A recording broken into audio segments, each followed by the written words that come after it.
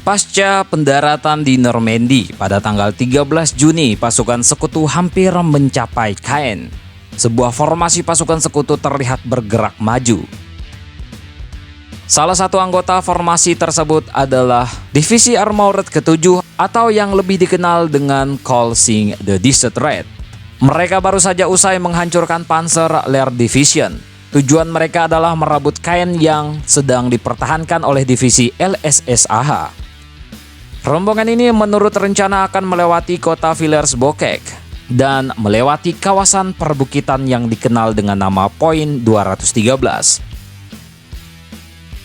Rombongan ini sama sekali tidak menduga bahwa Whitman dan sepasukan tank Tiger I telah berada di sana terlebih dahulu.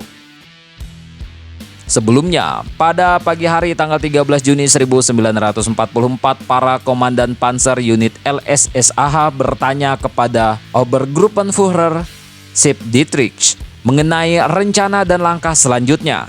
Dietrich sangat yakin bahwa serangan selanjutnya pasukan sekutu adalah Panzer Lehr Division yang berkedudukan sebelum Caen dan untuk kemudian heading ke sasaran penting yaitu Caen.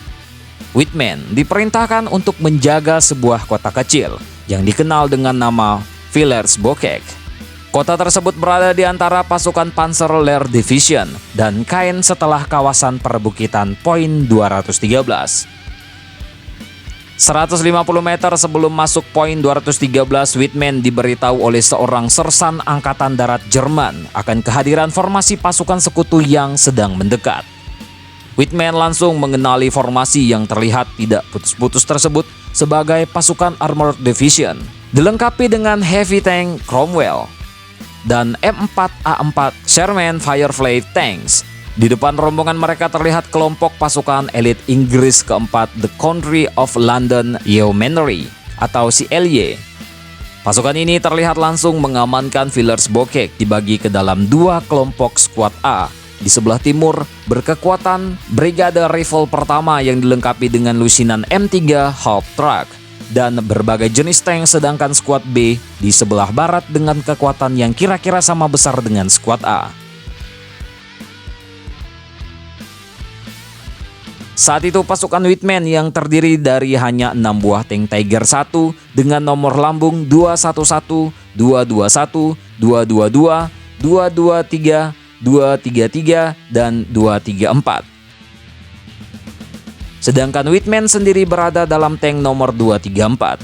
Saat itu jelas tidaklah mungkin bagi Whitman untuk melapor melalui radio yang dengan mudah dapat diintersep oleh rombongan pasukan sekutu.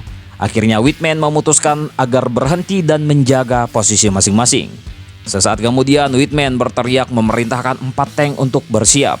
Tank dengan nomor lambung 234 dan beberapa tank yang lain terlihat menghidupkan mesin heading menuju ke kota Villers-Bouquet ke arah Squad A CLY. Sementara 2 lain terlihat naik menuju ke Poin 213. Pasukan tank Whitman dengan gagah berani maju dengan kecepatan penuh menembaki secara membabi buta Squad A yang saat itu sedang bersantai menikmati rokok dan teh di pinggir jalan area terbuka tanpa perlindungan, dan bahkan mesin-mesin kendaraan mesin dibiarkan dalam keadaan hidup tanpa kru sama sekali. Fokus Whitman adalah kendaraan tempur dan senjata anti-tank, sementara machine gunner menembaki infanteri. Korban pertama adalah 2 Cromwell dan 1 Firefly, berikutnya adalah kanon 88 mm KWK milik Rifle Brigade. Saat mulai memasuki Villers-Bouquet, Whitman menghancurkan 5 kendaraan regimental HQ. 3 diantaranya adalah tank dan 2 adalah decoy command vehicles yang tidak bersenjata. Whitman kemudian terlihat berada di Copula, mengoperasikan machine gunner, menembaki Hauptruck yang ada termasuk milik medical officer. Hingga saat ini keadaan Squad A sangat kacau, beberapa kendaraan terlibat berusaha melarikan diri dan pasukan dari Squad B sudah diberikan peringatan akan keberadaan sekelompok tank Tiger tersebut di dalam kota. Whitman mengarahkan tanknya ke pusat kota memburu tank anggota Squad B dalam perjalanan. Kembali sebuah heavy tank Cromwell menjadi korban keganasan Whitman. Menyadari bahwa Squad B telah tahu kehadiran mereka, Whitman memutuskan untuk mundur. Tiger Whitman mencari jalan keluar, namun sial, sebuah British 6 PDR anti-tank gun menghancurkan sprocket roda tank, yang dalam situasi normal senjata anti-tank tersebut tidak akan mampu menembus plate tank jenis Tiger 1, hanya akan memantul atau meledak di luar, akan tetapi kru dalam tank tetap aman. Whitman bersama krunya kemudian meninggalkan tank, mengundurkan diri dengan berjalan sejauh 14 km hingga tiba di markas Komando Panzer Lehr Division. Tercatat dalam aksi gila Whitman, 21 tank berbagai jenis dan tidak diketahui secara pasti half-track serta kendaraan lain menjadi korban di kota Villers-Bouquet. Kabar tentang keberadaan Whitman kemudian menjadi inspirasi propaganda pemerintah Jerman dalam menaikkan moral tentaranya.